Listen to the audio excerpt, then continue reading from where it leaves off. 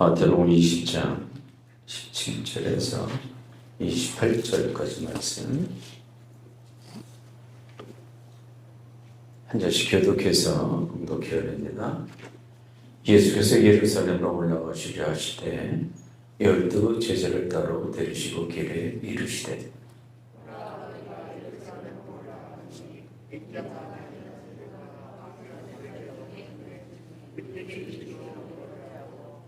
이방인들을 넘겨주고 그를 저로함에 채찍질하며 십자가에 못 박게 할 것이나 제3일에 살아나리라.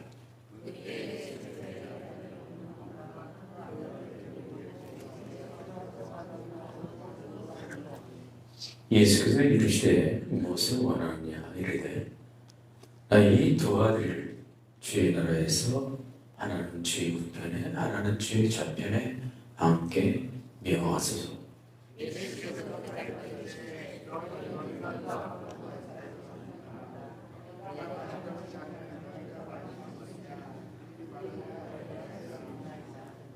이르시되 너희가 과연 내 잔을 마시려니와 내 우편에 좌우편에 앉는 것은 내가 주는 것이 아니라 내 아버지께서 누구를 위하여 예비하셨든지 그들이 얻을 것이니라.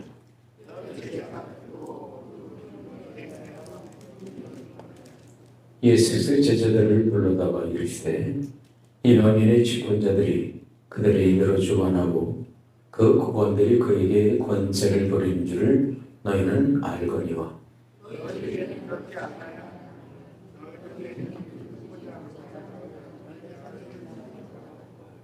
너희 중에 누구든지 으뜸이 되고자 하는 자는 너희의 종이 되어야 하리라.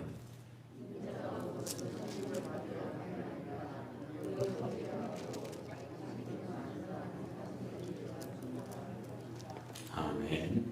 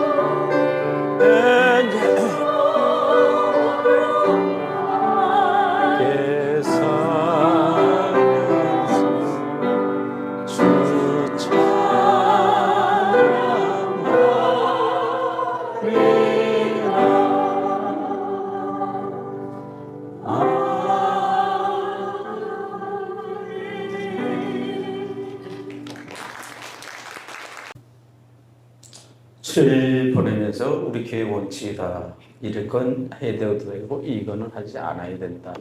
시간을 몇 시까지 넘기지 말고 쓰레기는 분리수거를 해가지고 내려놓고 뭐 이렇죠. 원칙이라는 게 있어요. 우리도 살아가면서 이 원칙을 얘기할 때가 많이 있습니다. 원칙에서 얻는다. 이 원칙이 지켜지지 않았다. 이 원칙을 얘기하면 사람이 좀 융통성이 없고 고집스럽다 이렇게 생각하기도 합니다. 하지만 우리의 삶 속에 있어서 이 원칙을 지켜나가면서 생활에 나가는 것이 매우 중요하다는 것이에요. 왜냐하면 원칙은 나의 삶의 지침이 되기도 하고, 원칙은 때로는 내가 살아가는 데 있어서 철학이 될 수도 있고, 또 원칙은 살아가는 데 있어서 지혜가 될 수 있다는 그런 얘기입니다. 어떤 일의 핵심, 중심이 되는 것이 바로 원칙이에요. 오늘 우리는 제자들의 믿음에 대해서 우리는 봤습니다. 예수님께서 제자들에게 내가 이 땅에 온 원칙이, 메시아의 원칙이 이거다 하고 말하게 되죠. 제자들 들었습니다. 그리고 그 원칙에 대해서 신앙을 고백했어요. 그래서 예수님께서 이들 좀 알아듣나 보다 하고 그 원칙을 세 번째 얘기를 합니다. 오늘 본문에는 세 번째 말씀하는 주님의 말씀이에요. 그 내용이 뭐냐? 17절에서 19절까지의 말씀. 예수께서 예루살렘으로 올라가실 때 12 제자를 따르고 데리시고 길에서 이르시되 뭐라? 우리가 예루살렘으로 올라가나니 인자가 대제사장들과 서기관들에게 넘기움에 저희가 죽기로 계획을 하고 이방인들에게 넘겨줘 그들 능력하며 책직질하며 십자가에 못 박게 하리니 제 3일 만에 살아나리라. 그동안 제자들이 예수님 따라왔지만 어떠한 마음으로 어떠한 모습으로 따라왔는지는 모르지만 예수님께서 가야 하는 그 길의 원칙이 뭐냐? 그것은 고난과 죽음이다.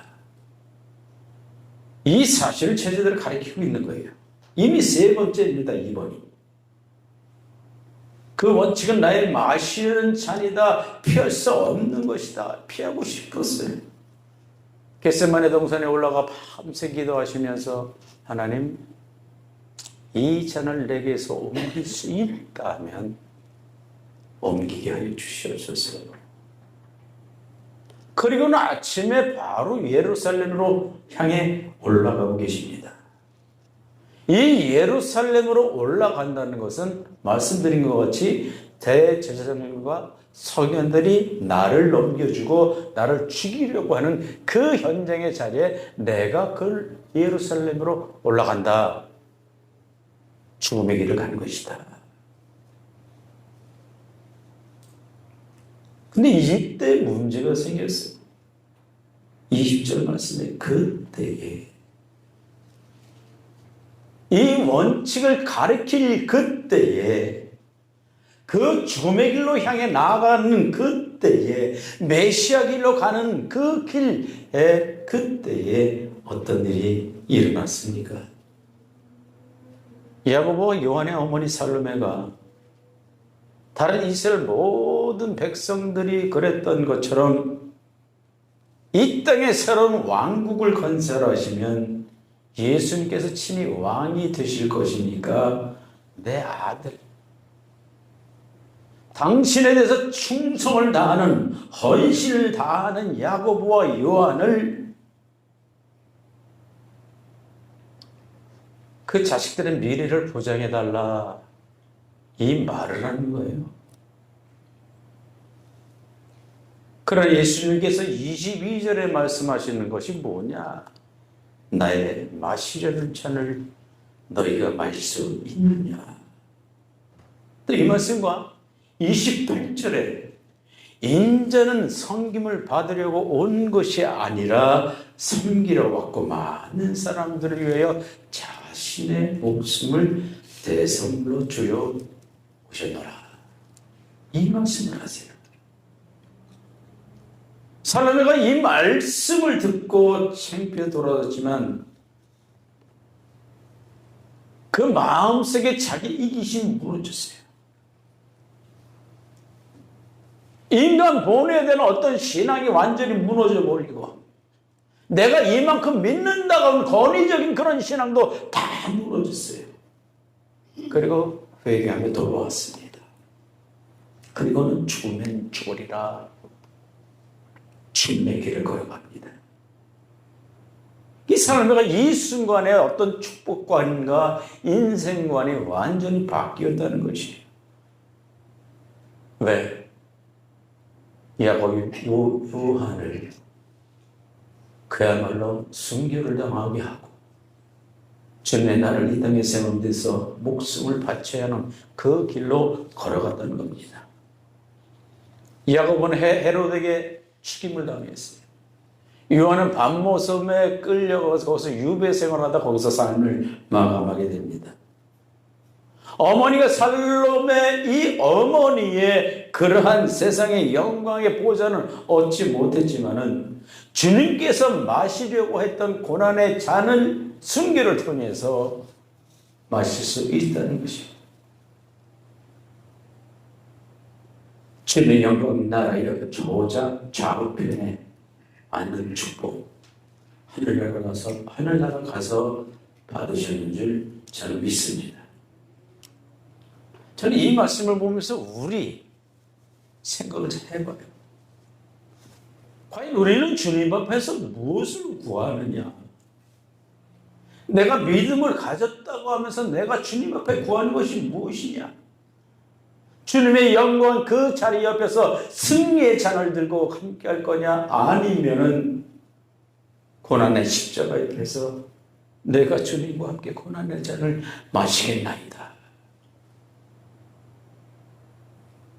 부서져야 깨어져야 하고 태워져야 하고 각성되어져야 할 그 일을 우리가 어떻게 해야 되느냐. 그 말씀 뒤에 가니까 이 문제가 더 큰 문제를 만들어 버렸다는 거예요. 오늘 본문의 내용이 마가복음 10장 35절 이하에 그대로 나타나고 있는데 거기에 보면은 살로메가 등장하지 않아요. 야고보 요한이 세베대 아들 야고보 요한이 주께 나와 여짜오되 주의 영광 중에서 주의 오른편에 하나는 좌편에 앉게 하여 주시옵소서. 어머니 살로메만 두 아들을 영광 중에 좌우편에 앉게 해달라고 청탁한 것이 아니라 아들들인 야고보 요한도 주님께 이렇게 말씀을 드렸다는 얘기예요. 한마디로 뭐냐? 출세에 욕심이 많았다는 것이죠.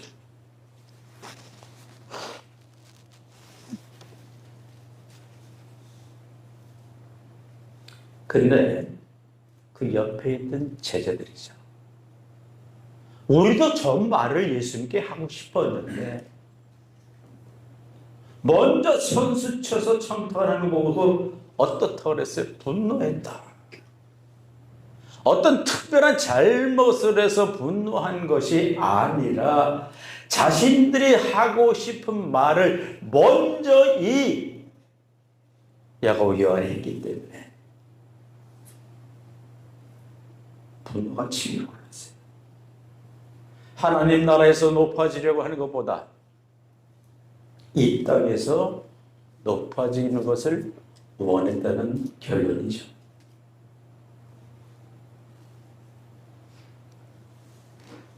분노하게 되었습니다. 근데 이 12제자는 어떤 관계예요?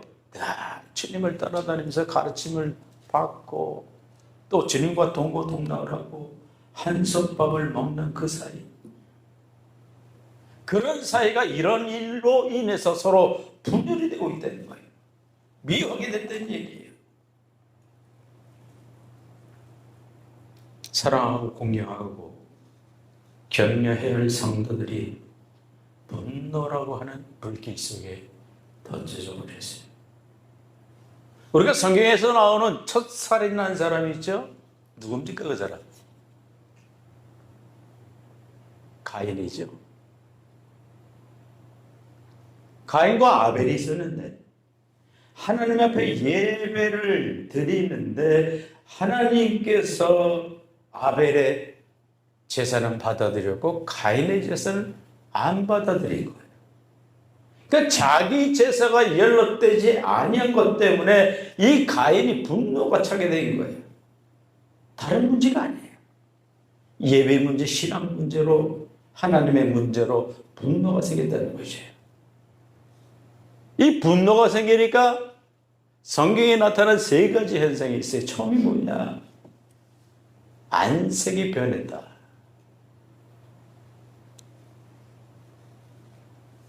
안면으로 싹 바뀌게 됐다는 것이죠.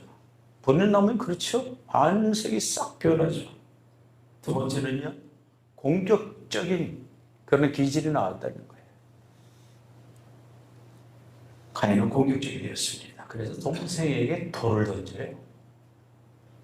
돌에 맞은 동생은 죽고 맙니다. 그 다음엔 어떻게 됩니까?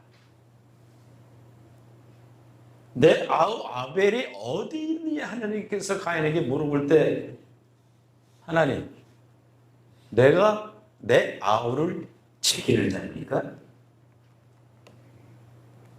뻔뻔해졌다는 얘기죠. 안색이 변하더니 공격적이 되더니 뻔뻔해졌어요. 이것은 분노의 개성이 이렇다는 것이에요. 형제가 보이지 않고 하나님도 보이지 않습니다. 지금 예수님의 제자들의 삶 가운데서 이런 험악하고 치열한 위기에 처한 그 관계가 어떻게 풀어나가면 되겠느냐? 주님께서는 이 문제의 해답을 주시고 계시에요. 대안을 주시에요. 내가 마시려고 하는 잔을 너희가 마셔야 된다.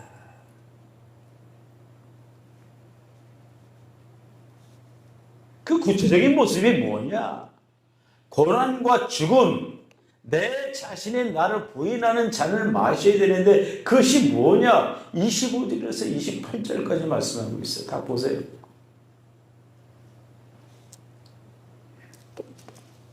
같이 공부합니다. 예수께서 제자를 불렀다가 이르시되 이방인의 주권자들에게 그들에게 임의를 주관하고 그 고관들이 그들에게 권세를 문제를 너희가 알거니와 너희 중에 그렇지 않아야 하나니 너희 중에 누구든지 크고자 하는 자는 너희를 섬기는 자가 되고 너희 중에 누구든지 으뜸이 되고자 하는 자는 너희 중에 종이 되어야 하리라. 인자가 온 것은 성림을 받으려고 아니라 도리어 섬기려고 하고 자기 목숨을 많은 사람들의 대성으로 주려 함이라. 대안이 뭡니까? 여기서 섬기는 자의 종이 되어야 한다는 거예요. 우리가 섬긴다는 것은요, 어느 정도는 할 수가 있어요. 섬긴다는 것은 영어로 하면 서비스예요. 식당에 가면은 그 음식 나가지고 서브하는 분들 계시죠? 거기까지는 할 수가 있어요. 그 다음에 뭐라고 말씀하십니까? 종이 되어야 한다. 종이 뭐예요? 노예가 되어야 한다는 것이. 그 사람이 노예가 되어야 한다. 여기부터 좀 힘들어지겠죠. 그럼 마지막에 주님께서 뭐라고 말씀하시느냐? 대성물이 되어야 한다. 대성물. 노예를 풀어주기 위해서, 해방시켜주기 위해서, 그를 구원해주기 위해서 내가 그 사람을 위해서 대가를 치러야 한다. 이 말씀을 하세요. 이 말에 대신 돈을 벌어주든지 아니면 목숨을 내주든지 대성물로 주라는 것이. 주님 바로 이렇게 섬길 수 있는 분이요. 종이요. 내가 이렇게 대성물로 이 땅에 왔노라. 그 말씀을 하고 계세요. 사도 바울은 고백을 합니다. 의인을 위해서 죽는 것도 쉽지 않다. 그런데 어떻게 죄인을 위해서 내가 죽겠느냐? 의를 위해서, 정의를 위해서, 민주를 위해서, 국가를 위해서 죽는 사람 많지 않다. 진리를 위해서 순교하는 사람도 많지 않다. 그러나 우리가 어떻게 죄인을 위해서 내가 나쁜 사람을 위해서 죽어야 하느냐? 이런 질문을 던지는 거예요. 근데 예수님께서는 그 잔을 마셨다. 그 잔이 뭐냐? 죄인을 대신 섬기는 잔을 마셨다. 죄인을 위해 당신께서 종이 되어 그들을 섬겼다. 또 죄인들에서 자기의 목숨을 내어주는 그런 대성물이 예수님께서 되셨다. 주님을 따른다는 사람이 바로 이렇게 해야 한다는 것을 말씀하고 있어요. 섬기고 종이 되고 죽는다는 것이에요. 바로 이것이 주님의 사랑의 원칙인 줄 믿습니다. 구원의 원칙입니다. 생명의 원칙이에요. 이게 믿는 사람들의 어떤 삶의 원칙이 되어져 가야 한다는 말씀입니다.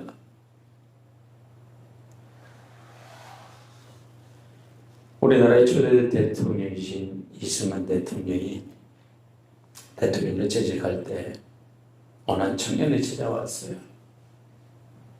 고향에 있는 친구 아들이에요. 대통령은 평안북도 능내현이라는 그때 고향이 거기인데, 그러니까 자기 친구 아들이 찾아오는 거예요. 그래서 나는 대통령의 고향이 친구인 누구의 아들이랍니다. 좀 말씀해 주시면 내가 대통령을 뵙고 싶습니다. 그 대통령 그 청년을 만나서 아주 반갑게 대해줬어요. 그래, 아버지는 잘 살아 계시니까 몇 년 전에 돌아가셨어요. 우리 선사는 어떻게 잘 있든가? 아버지가 돌보시다가 지금 제가 돌보고 있습니다. 아유, 고맙네. 그러면 자네가 내게 부탁할 것이 뭐 있는가? 그때 이 청년이 내가 순경이 되고 싶습니다. 그래서 비서실장 불러서 이 사람 순경을 어디 좀 재직하게 해주게 해서 순경을 만들어 주셨어요. 그러면서 그 청년이 떠난 다음에 이승만 대통령이 구하는 것이 순경자리냐? 더 큰 것을 구해도 내가 얼마든지 해줄 수가 있는데,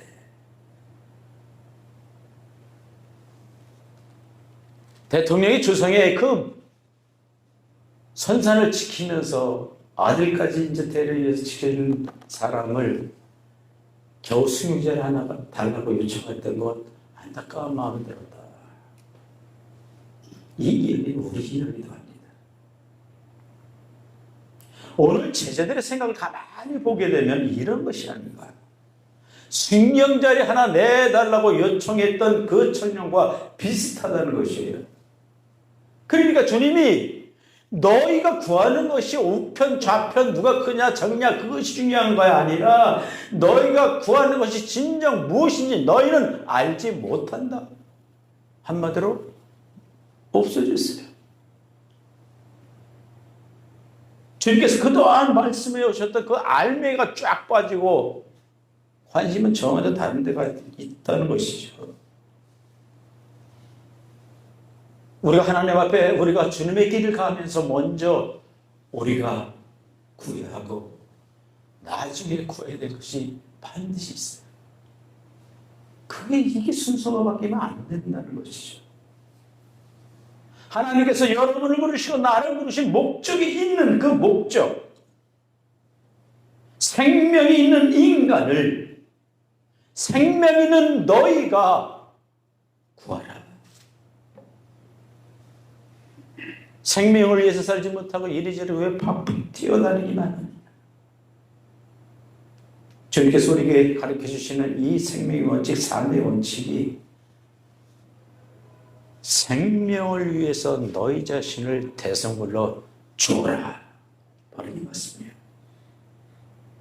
언젠가는 우리는 다 하나님 앞에 가야 할 사람들이에요. 내가 하나님 앞에 섰을 때 내가 주님 앞에서 뭐라고 말할 수 있겠느냐. 나에게 삶을 생애라는 걸 조금 더 주셨을 때 더 의미 있게 이 보내주신 목적대로 더 잘 살아야 했는데 사람을 더 구해야 할 텐데 이렇게 왔습니다. 하나님 당신이 부르시러 왔어요. 이때 하나님, 너 때문에 살아있는 사람들이 아주 많이 있었다. 이 말 한마디가 얼마나 우리들에게 그 힘과 능력이 되겠어요. 내가 구하는 것을 너희는 알지 못하는도다. 그리고 알지도 못하고 너는 차를 마실 수가 있느냐. 야곱은 마셨어요. 요한도 마셨어요. 되돌아보니까 내가 뭔가 잘못하다 한참 잘못된 자리로 가다가 다시 돌아온 거예요. 우리는 예수 그리스도의 십자가, 보혈의 십자가를 지시는 이 사순절을 우리가 지금 보고 있습니다. 그 십자가에서 우리의 삶의 원칙을 찾아야 될 줄 믿습니다. 그 십자가에서 하나님의 위로를 받아야 될 줄 믿습니다. 생명이 있기 때문에 생명을 위해서 내 자신의 십자가를 지는 그러한 내 마음이 결단이 이 사순절의 각성이 되어야 할 마음들이 아닐까. 생명을 살리는 그런 일들이 여러분의 인생의 목적이 되는 믿음의 사순절이 되시기를 주의 이름으로 축복합니다. 찬송합니다.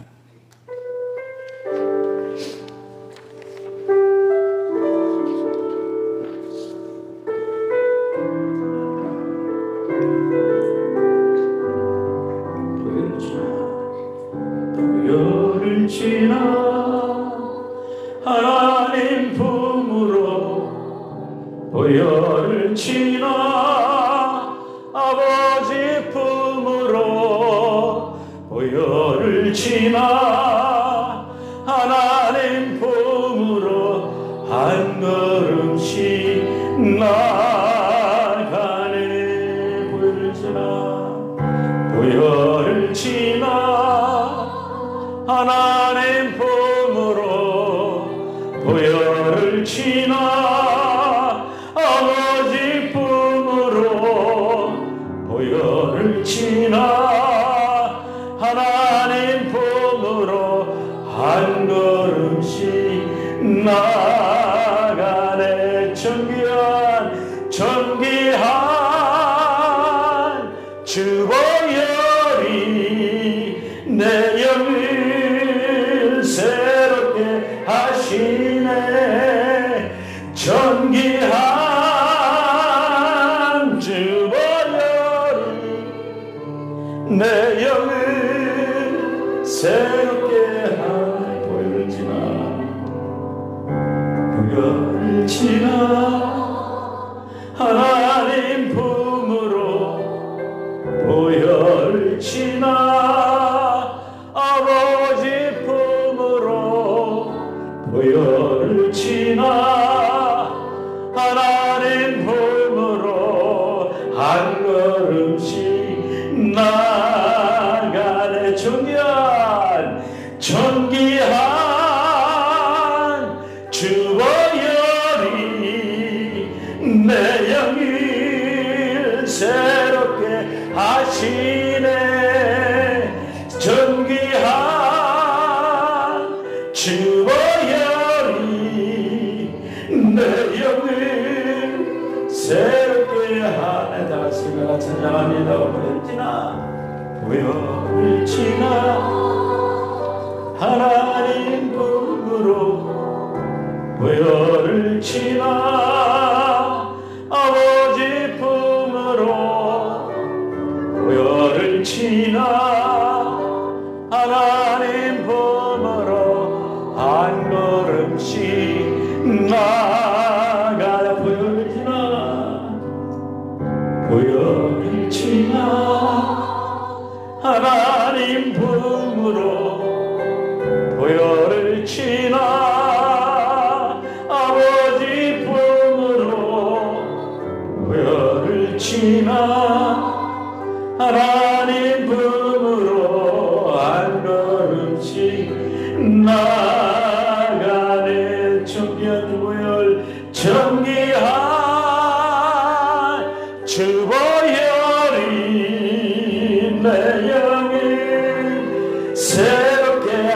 하시네. 정리한 주보영이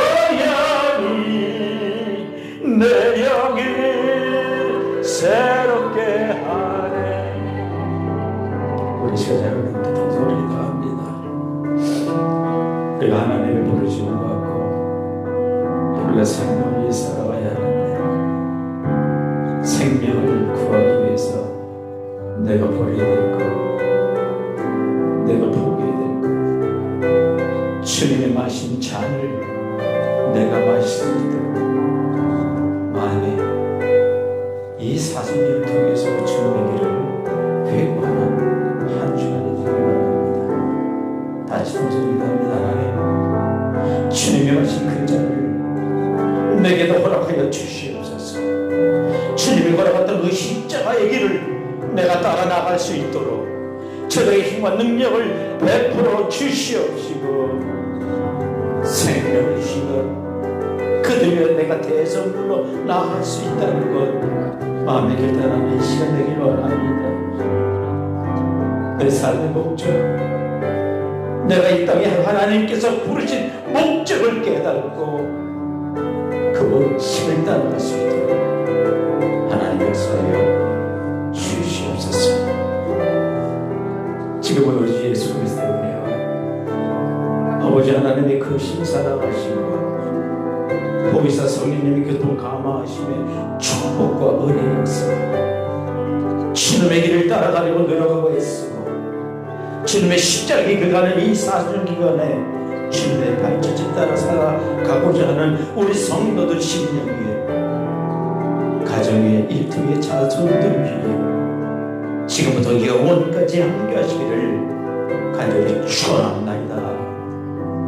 아멘.